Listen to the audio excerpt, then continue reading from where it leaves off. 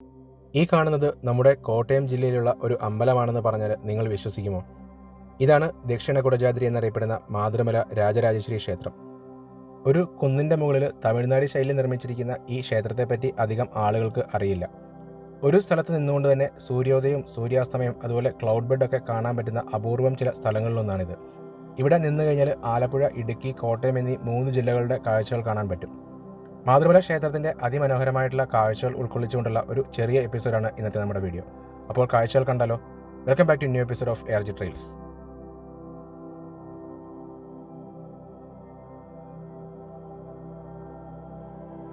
ഒരു വർഷത്തിന് മുമ്പ് ഞങ്ങൾ ഈ യൂട്യൂബ് ചാനൽ തുടങ്ങിയത് ഈ ക്ഷേത്രത്തിൻ്റെ മുറ്റത്ത് നിന്നായിരുന്നു. ഇതിൻ്റെ തൊട്ടടുത്ത് ജനിച്ചു വളർന്ന ഞങ്ങൾക്ക് കുട്ടിക്കാലം മുതൽ തന്നെ അത്രയും അറ്റാച്ച്മെൻ്റാണ് ഈ ഒരു അമ്പലത്തിനോട്. അതുകൊണ്ട് തന്നെ ഈ ക്ഷേത്രത്തിൻ്റെ വീഡിയോ ചെയ്യുമ്പോൾ ഏറ്റവും മനോഹരമായിട്ടുള്ള കാഴ്ചകൾ ഉൾക്കൊള്ളിച്ച് തന്നെ ആവണമെന്ന് നിർബന്ധമുണ്ടായിരുന്നു. അതുകൊണ്ട് തന്നെ ഏകദേശം 1 വർഷത്തോളം സമയമെടുത്തിട്ടാണ് ഇതിൻ്റെ വ്യത്യസ്ത കാലാവസ്ഥകളിലുള്ള വിഷ്വൽസൊക്കെ ഷൂട്ട് ചെയ്തത്. ഇനി നമുക്ക് ക്ഷേത്രത്തിൻ്റെ വിശേഷങ്ങളിലേക്ക് കടന്നാലോ? തമിഴ്നാട് ശൈലിയിലുള്ള ഗോപുരങ്ങളോട് കൂടിയ ക്ഷേത്രത്തിൽ ഭുവനേശ്വരി ദേവിയും ഗണപതിയുമാണ് പ്രധാനപ്പെട്ട പ്രതിഷ്ഠ. ഈ ഒരു സ്ഥലത്തിൻ്റെ പ്രകൃതി ഭംഗി തന്നെയാണ് ഇവിടുത്തെ ഏറ്റവും വലിയ പ്രത്യേകത. സൂര്യോദയം സൂര്യാസ്തമയമൊക്കെ ഒരുപോലെ കാണാൻ പറ്റുന്ന കോട്ടയം ജില്ലയിലെ അപൂർവ സ്ഥലങ്ങളിലൊന്നാണ് മാതൃമല. സമുദ്രനിരപ്പിൽ നിന്നും ഏറെ ഉയരത്തിൽ സ്ഥിതി ചെയ്യുന്ന ഇവിടുത്തെ കാഴ്ചകളൊക്കെ പറഞ്ഞറിയിക്കാൻ പറ്റാത്തത്ര ഭംഗിയാണ്. ഇവിടെ നിന്ന് കഴിഞ്ഞാൽ ഒരു 360 ഡിഗ്രി വ്യൂ തന്നെ നമുക്ക് കാണാൻ പറ്റും. നല്ലതുപോലെ തെളിഞ്ഞ കാലാവസ്ഥയാണെങ്കിൽ അങ്ങ് ദൂരെ ആലപ്പുഴയിലെ ലൈറ്റ് ഹൗസ് വരെ ഇവിടെ നിന്നാൽ കാണാൻ പറ്റുമെന്നാണ് പറയുന്നത്.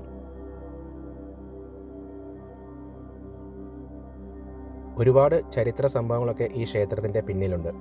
പണ്ട് തെക്കുംകൂർ രാജാക്കന്മാരുടെ കാലഘട്ടത്തിൽ അവരുടെ ആർമിയുടെ അണ്ടറിലായിരുന്നു ഈ സ്ഥലമൊക്കെ. അന്നത്തെ കാലത്ത് അമ്പഴത്തുങ്കൽ കർത്താക്കന്മാരായിരുന്നു ഇവിടെ ഭരിച്ചുകൊണ്ടിരുന്നത്. പിന്നീട് മാർത്താണ്ഡവർമ്മ തെക്കുംകൂർ കീഴടക്കുകയും ആ സമയത്ത് ഈ സ്ഥലമൊക്കെ അമ്പഴത്തുങ്കൽ കർത്താക്കന്മാരുടെ കയ്യിൽ നിന്ന് പോവുകയും പിന്നീട് ഇവിടെ പരമ്പരാഗതമായിട്ട് കുടിയേറിയ കോലത്തേട്ട് കുടുംബക്കാരുടെ കയ്യിൽ എത്തുകയും ചെയ്തു. ആ കാലഘട്ടത്തിൽ ഇവിടെ ഉണ്ടായിരുന്ന തൊഴിലാളികൾ അവരുടെ കുലദേവതയായിട്ടുള്ള സപ്തമാതൃക്കളെ ഇവിടെ പ്രതിഷ്ഠിച്ചു. പിന്നീട് ഈ സ്ഥലം അവരുടെ പിൻതലമുറകളിലേക്ക് കൈമാറുകയും അതിൽ ഒരു ഭാഗം ഒരു ക്രിസ്തീയ കുടുംബത്തിൻ്റെ കയ്യിലെത്തുകയും ചെയ്തു. പിന്നീട് ആ കുടുംബത്തിൻ്റെ സഹായത്തോടു കൂടി ഇവിടെ കുരിശ് നാട്ടുകയും ചെയ്തു. അതിൻ്റെ പേരിൽ ഒരുപാട് തർക്കങ്ങളും കോലാഹലങ്ങളും ഒക്കെ ഉണ്ടായി. അവസാനം കേസൊക്കെ നടത്തിയാണ് ക്ഷേത്രത്തിന് ഈ സ്ഥലം വിട്ടുകിട്ടിയത്. അങ്ങനെയാണ് ഇപ്പോൾ കാണുന്ന രൂപത്തിൽ ഈ ക്ഷേത്രം ഇവിടെ ഉണ്ടായത്. മുൻപൊന്നും നമ്മുടെ സ്വന്തം കോട്ടയം ജില്ലയിലെ ഇത്രയും മനോഹരമായിട്ടുള്ള കാഴ്ചകൾ സമ്മാനിക്കുന്ന ഒരു ക്ഷേത്രമുണ്ടെന്നുള്ള കാര്യം അധികം ആളുകൾക്കൊന്നും അറിയില്ലായിരുന്നു. എന്നാൽ ഇപ്പോൾ ഒരുപാട് വീഡിയോസിലൂടെയും റീൽസിലൂടെയും ഒക്കെ ഈ ഒരു ക്ഷേത്രമൊക്കെ അധികം ആൾക്കാരിലേക്ക് എത്തി തുടങ്ങി.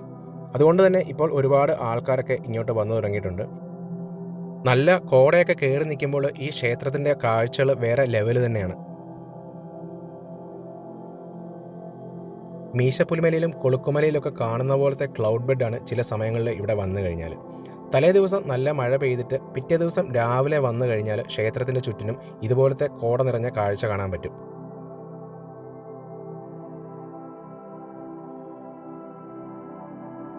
ഇവിടെ ഇപ്പോൾ പുറത്തുനിന്ന് പോലും ഒരുപാട് ആൾക്കാർ പൂജയും വഴിപാടുകളൊക്കെ നടത്താനായിട്ട് വരാറുണ്ട്. ഇവിടെ വെള്ളിയാഴ്ചകളിൽ വൈകിട്ട് നടക്കുന്ന നാരങ്ങാവിളക്കാണ് ഏറ്റവും പ്രധാനപ്പെട്ട ഒരു വഴിപാട്. വിവാഹ തടസ്സങ്ങൾ മാറുവാനും സന്താന സൗഭാഗ്യങ്ങൾക്കും അതുപോലെ ഉദ്ദിഷ്ട കാര്യങ്ങളൊക്കെ നടത്തുന്നതിനുമൊക്കെ ആയിട്ട് നാരങ്ങാവിളക്ക് അതീവ പ്രാധാന്യമുള്ളൊരു വഴിപാട് തന്നെയാണ്. അതുപോലെ ക്ഷേത്രങ്ങളിൽ വളരെ അപൂർവമായിട്ട് മാത്രം കാണപ്പെടുന്ന ഗുളികൻ്റെ പ്രതിഷ്ഠ ഈ ഒരു ക്ഷേത്രത്തിലുണ്ട്. എല്ലാ ശനിയാഴ്ചയും വൈകിട്ട് ഗുളിക പൂജയും ഇവിടെ നടക്കുന്നുണ്ട്. അതുപോലെ എല്ലാ മലയാള മാസത്തിലെ 3-ാമത്തെ വെള്ളിയാഴ്ച ഇവിടെ സപ്തമാതൃ പൂജയും നടക്കുന്നുണ്ട്. ഇതൊക്കെയാണ് ഇവിടുത്തെ പ്രധാനപ്പെട്ട വഴിപാടുകൾ. ദക്ഷിണ കുടജാദ്രി എന്നാണ് ഈ ഒരു ക്ഷേത്രം അറിയപ്പെടുന്നത് തന്നെ.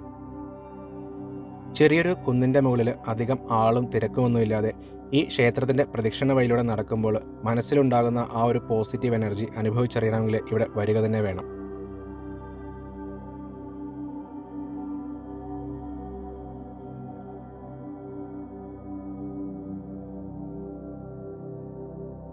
രാവിലെ മഞ്ഞും കോടയുമൊക്കെ ആയിട്ടുള്ള കാഴ്ചകളാണെങ്കിൽ വൈകിട്ട് സൂര്യാസ്തമയ സമയത്ത് ഇവിടുത്തെ കാഴ്ച അതിലും മനോഹരമാണ്.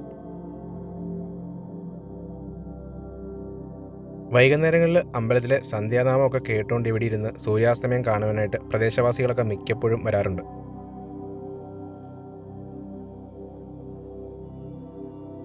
അമ്പലത്തിന് പുറത്തേക്ക് ഇറങ്ങിക്കഴിഞ്ഞാൽ നേരെ മുന്നിൽ ഒരുപാട് ദൂരത്തുള്ള സ്ഥലങ്ങൾ വരെ കാണുവാനായിട്ട് പറ്റും. നമുക്ക് എന്തെങ്കിലും സ്ട്രെസ്സോ പ്രഷറോ ഒക്കെ ഉണ്ടെങ്കിൽ വൈകുന്നേരം ഇവിടെ വന്ന് കുറച്ച് നേരം ഇരുന്നാൽ തന്നെ മൈൻഡിന് വല്ലാത്തൊരു റിലീഫാണ് കിട്ടുന്നത്. ഇവിടെ നിന്ന് കഴിഞ്ഞാൽ കോട്ടയം ടൗണും വാഗമൺ മലനിരകളും ഒക്കെ വളരെ വ്യക്തമായിട്ട് തന്നെ കാണാം. ഇവിടെ ഒരു ഒബ്സർവേറ്ററിയൊക്കെ തുടങ്ങാനായിട്ട് പറ്റിയ സ്ഥലമാണ്. ചുറ്റിനും ഒരു തടസ്സങ്ങളും ഇല്ലാത്തത് കൊണ്ട് തന്നെ വാനനിരീക്ഷണത്തിനൊക്കെ പറ്റിയൊരു സ്ഥലമാണിത്. ടൂറിസം വകുപ്പൊക്കെ ഏറ്റെടുക്കുകയാണെങ്കിൽ ഇവിടെ ഒരുപാട് ഡെവലപ്മെൻറ്റ്സ് ഒക്കെ ഉണ്ടാകാനുള്ള സാധ്യതയുണ്ട്. ഇതുവരെയും ഈ ക്ഷേത്രത്തെക്കുറിച്ച് കേൾക്കാത്ത ആളാണ് നിങ്ങളെങ്കിൽ ഒരിക്കലെങ്കിലും ഇവിടെ ഒന്ന് വരണം. പിന്നെ ഇവിടുത്തെ കാഴ്ചകളൊക്കെ കാണാൻ വരുന്നവർ ക്ഷേത്രത്തിൻ്റെ ആ ഒരു പരിപാവനമായ അന്തരീക്ഷം കാത്തു സൂക്ഷിക്കുവാൻ ബാധ്യസ്ഥരാണ്.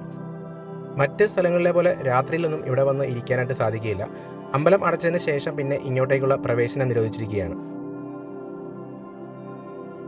ഈ ഒരു ചെറിയൊരു എപ്പിസോഡ് ഇവിടെ അവസാനിക്കുകയാണ്. ഞങ്ങളുടെ ഒരുപാട് നാളത്തെ കഷ്ടപ്പാടാണ് ഈ വീഡിയോയിലെ ഓരോ ക്ലിപ്പുകളും. അതുകൊണ്ട് ഇതിൻ്റെ അഭിപ്രായങ്ങളൊക്കെ കമൻറ്റ് ബോക്സിൽ തീർച്ചയായും രേഖപ്പെടുത്തുക. കൂടുതൽ വീഡിയോസ് കാണുന്നതിനായിട്ട് ഞങ്ങളുടെ ചാനൽ ഒന്ന് സബ്സ്ക്രൈബ് ചെയ്യുക. So see you in the next video. Until then bye by.